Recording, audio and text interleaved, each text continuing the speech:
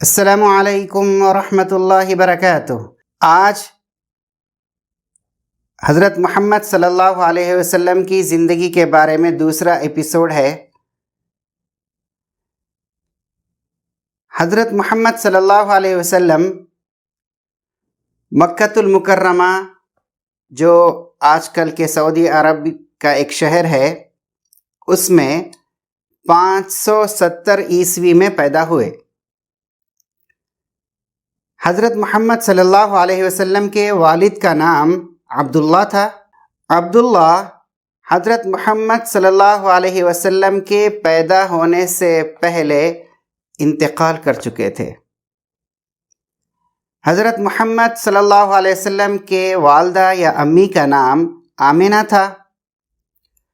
حضرت محمد صلی اللہ علیہ وسلم کے خاندان کا نام بنو ہاشم تھا، جو قبیلہ قریش کی ایک شاخ تھا۔ آپ کے دادا عبد المطلب نے آپ کا نام محمد رکھا اور آپ کی امی نے آپ کا نام احمد رکھا۔